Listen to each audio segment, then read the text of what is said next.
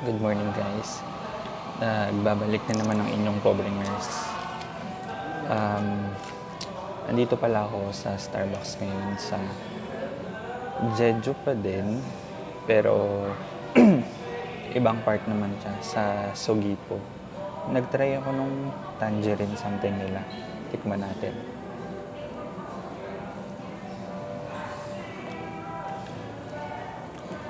Ayun, parang umiinom ka lang ng shake na orange na may yellow. At saka nag-order ako ng, I don't know, BLT sandwich. This one. Yan. Itatry ko lang. Na-late kasi ako ng gising. Dapat kasi may free breakfast doon sa hostel na tinutuloyan ko. Sa sobrang pagod ko kahapon. Kasi from night shift, nagdiretso ako ng flight. I mean, natulog naman ako, pero hindi siya enough. Tapos, hindi ako masyadong nakatulog sa aeroplano kasi nahihiya kasi ako. Kasi nag-snore kasi ako. So edi yun. Hindi ako masyadong nakasleep.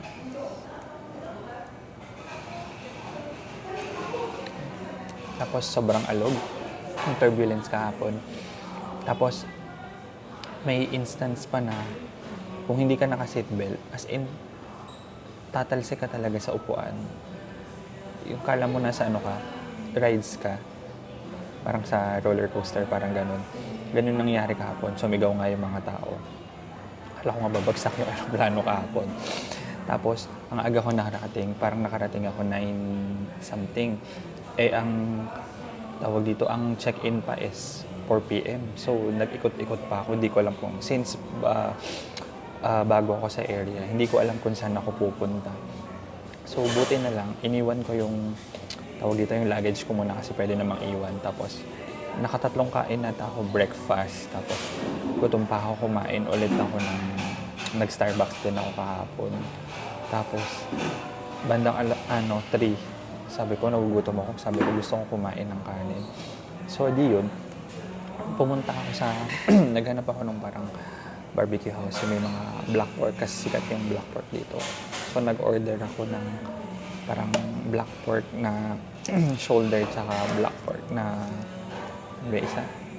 belly. Parang ganon. Tapos, ayun, pang 2 tao na naman yung in-order ko. Parang umabot yung bill ko ng 39,000 Korean won. Ako lang mag-isa. Ayun.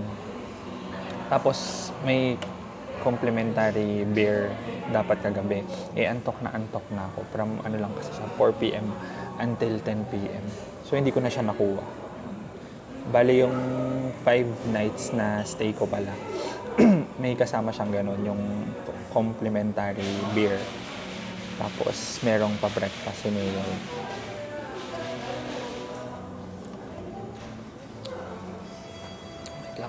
Try ko yung sandwich na yun. Kailangan ng tissue. Wala pala akong tissue.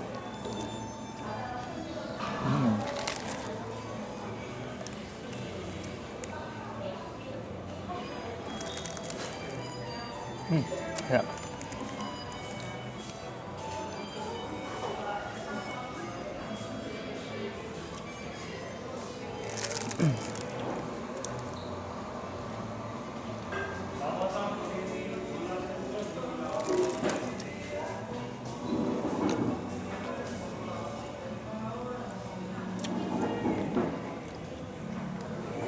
Bali yung weather pa lang dito. Sorry, excuse me. Ano siya? Hindi siya, pa-autumn na kasi. So, ano na siya? Dito. Malamig na siya, malakas yung hangin. Tapos yung simoy na malamig. Pero hindi pa rin ganong kalamig. Yung parang tipong nasa Baguio. Ganun. Kahapon, ilan ba? 21 or 22? Tapos yung nasakyan kong Uber kahapon, di ba ang lamig sa labas? Paglabas ko ng airport, tumahangin. So, ang lamig ng daplis sa katawan. Tapos nung pagpasok ko sa loob ng sasakyan, di ramdam ko pa rin yung lamig. Maya-maya, umiinit yung likod ko. Yung pala, in-on pala yung heater. Naka-on pala yung heater. So parang may mainit sa likod ko.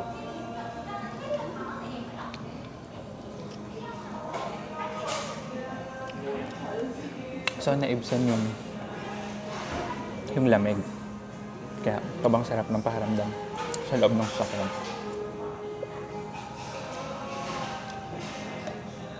First time ko kasi ma-experience yung ganun.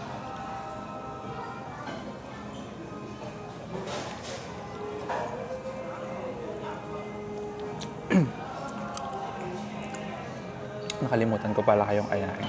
Kain tayo.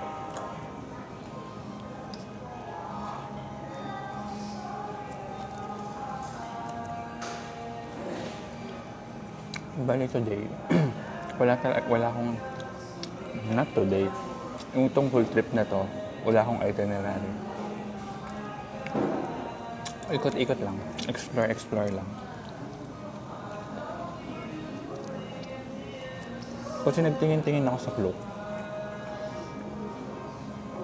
Yung isang nakita ko, sobrang mahal.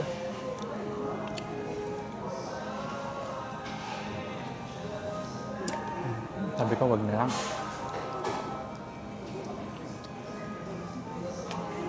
Tapos yung the rest naman ng tour. Pero napuntahan ko na siya. Nandun ako sa kabilang, sa Jeju City. At doon na ano ko naman yung tour.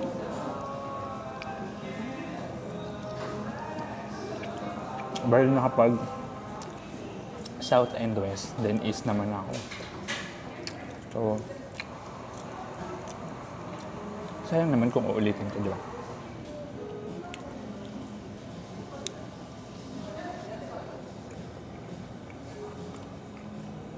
Bali, nagpa-plan pala kami sama kayo mga kaibigan ko na magpunta ng winter.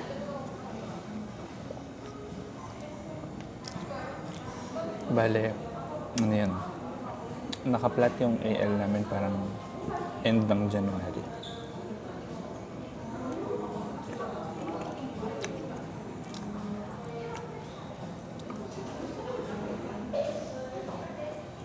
Medyo mahal na rin yung ticket.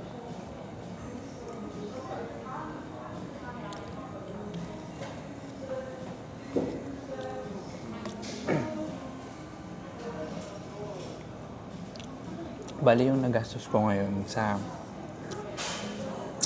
trip, I mean yung hotel, yung airfare, ano siya parang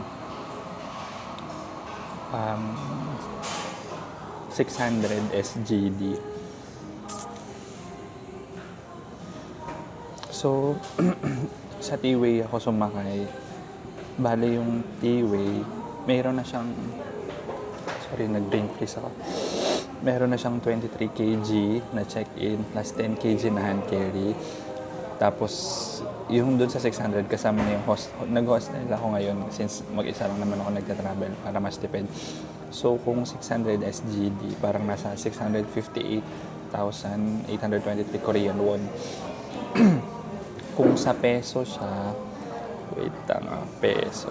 Convert natin. Philippine peso. Nasa ano siya? Almost 27,000. Excuse me. Ano na siya? May hostel plus flight. Balikan na yun. Tapos yung hostel ko nga, meron na siyang breakfast na kasama. So, parang sulit naman na siya. Tapos, nasa inyo na lang yun kung gagastos pa kayo para sa paggala-gala. So, nag-alat lang ako na parang 500 SGD. Lahat na yun.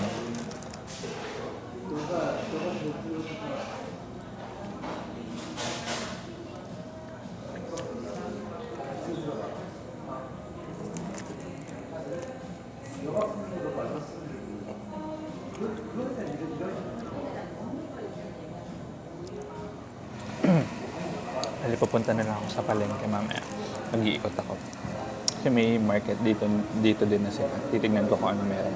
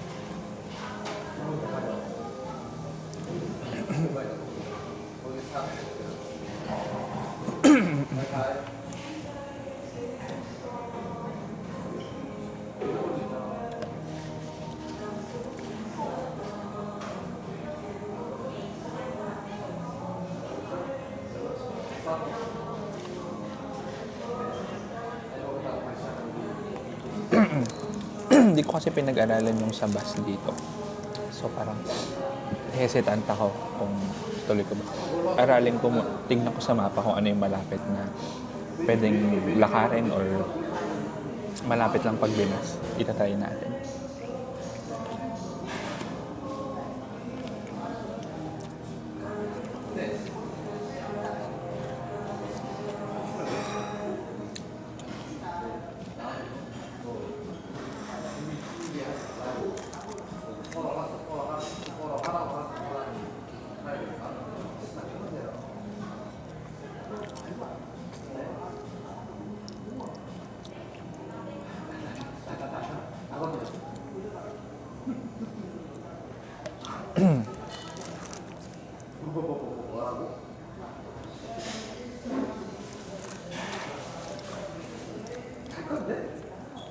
Bali mag-isa pa rin ako.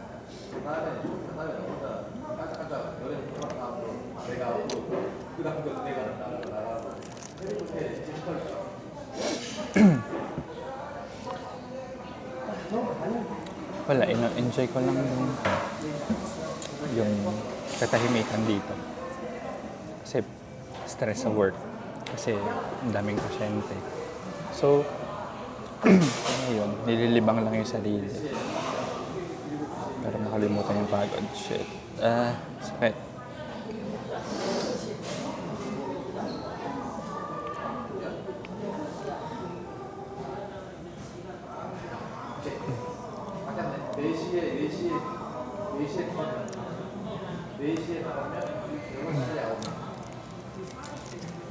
Kayo ba?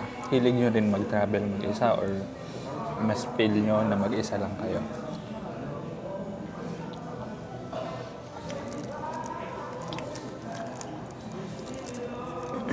Naranasan ko din naman na may mga kasama. Pero dati talaga may mga kasama ko pag nagta-travel. May maaya naman or may same na AL. Mas maganda. Pero siyempre, ang mga tao may kanya-kanyang buhay. Hindi naman porket kaibigan mo, lagi mo silang makakasama. Kasi may sarili-sarili din naman silang buhay. So, ayun, kung wala kang makasama, enjoy mo na lang.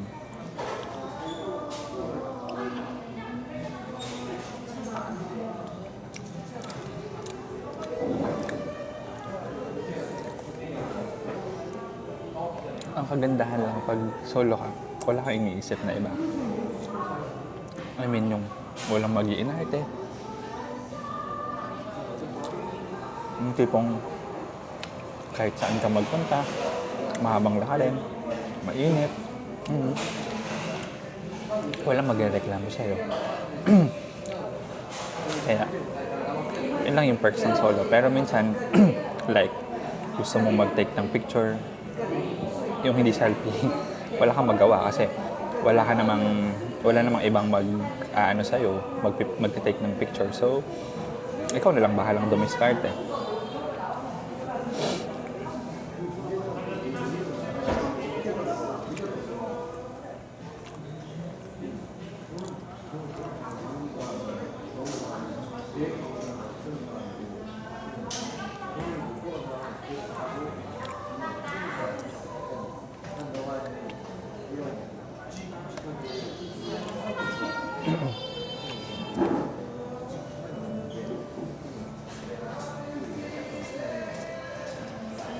tignan natin kung saan ako dadalhin ng aking mga paa.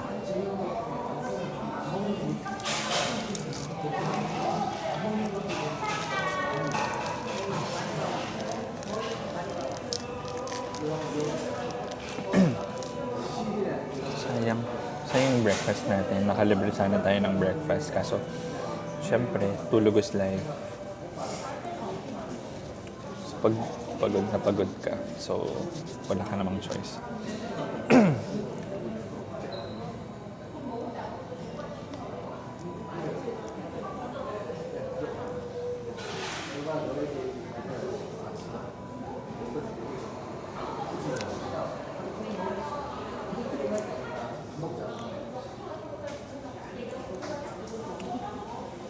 Sana next year ma-tsempohan namin yung na may snow talaga, na maabutan namin na may snow. Pinaplano namin akyatin yung tallest mountain dito sa South Korea na Halasan Mountain. Try namin kung kayanin. Plan pa naman next year. Kasi last time nung bumisita ako dito, may inakyat ako. So wala akong preparation. Kala ko magko-collapse ako sa gitna. Kasi last na umakyat ako ng bundok is like may elementary days pa. So wala akong preparation. So ayun. Halos kakapusin ako ng hinay nga sa gitna. Pero na-survive naman natin.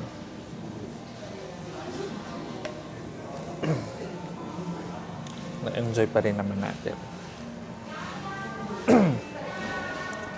Kagabi, meron kasing parang activity doon sa kainan doon sa may wag dito. Sa gilid sa hostel. So 10 ata sila natatapos. So, ang ingay. Kaya hindi rin ako medyong nakatulog. Pero,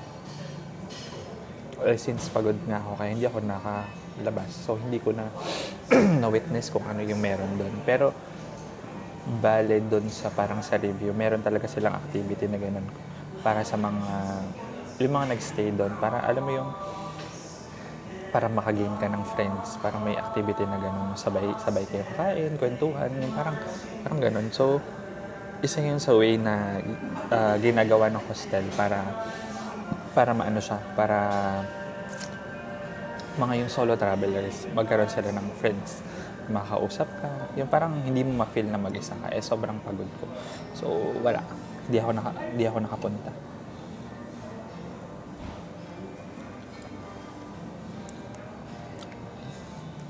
Bale, yung kinuha ko pala is parang, siya, bunk bed siya, pang-6 na tao. Tapos ang pinili ko is yung, what do you call this? For male lang. Kasi meron silang mix. Kung may mga kasama siguro kayo, madami kayo, okay lang kayo. Pero kung ibang lahi, so, iba-ibang tao. So, mas prefer ko na all gender na lang. Not mixed gender. Tapos, wala siyang toilet sa loob ng room. Kasi yung previous na try ko, yung bed radio dun sa may Dongmon. Meron siyang, ang nakuha ko is apatan, meron ding 6 at 8. Pero ang kinuha ko yung apatan dati, is meron siyang on toilet sa loob ng CR. As apat kayo mag-share. Yung doon yung sa ngayon, dito sa mid hostel, wala siyang CR sa loob ng kwarto. Paglabas mo ng room mo, merong parang 2 may toilet, tapos 6 or 5 shower room. So, kasi para sa lahat siya, common toilet, tsaka common shower room. Yun lang yung pagkakaiba nila. Tapos, meron silang pa-activity area. Doon kasi sa yung sa bed radio sa Dongmon, lang siya, Para siyang may burgers, para siyang tindahan ng burger. Tapos, meron namang rooftop. Ito naman, may rooftop, may pa-activity area. Tapos, yun, malaki yung space niya para sa mga kakain. Yun yung pagkakaiba niya.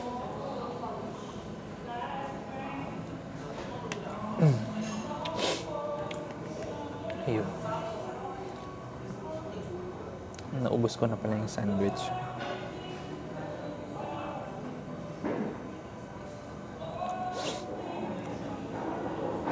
Hindi pa rin kasi ako masyadong nagtatry ng iba't ibang pagkain ngayon. Kasi nung last shift ko, ay, sabihin ko ba, nagda-diarrhea ako. So, ayun, sobrang sensitive kasi nung tiyan ko. Kala mo mayaman, hindi naman. So, ayun.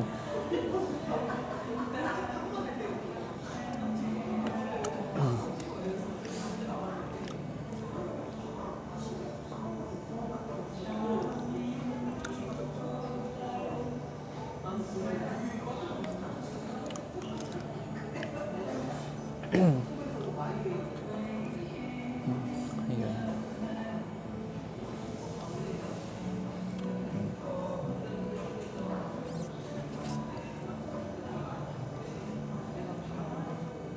Pero nakakamiss yung may makasama ka. May kakwentuhan ka.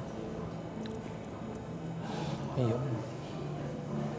Pag mag-isa kasi ako, tinatamad ako minsang lumabas.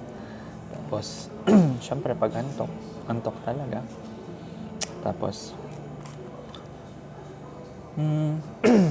wala. Medyo mahihain din naman kasi ako. So, hirap din ako makipag-usap basta-basta.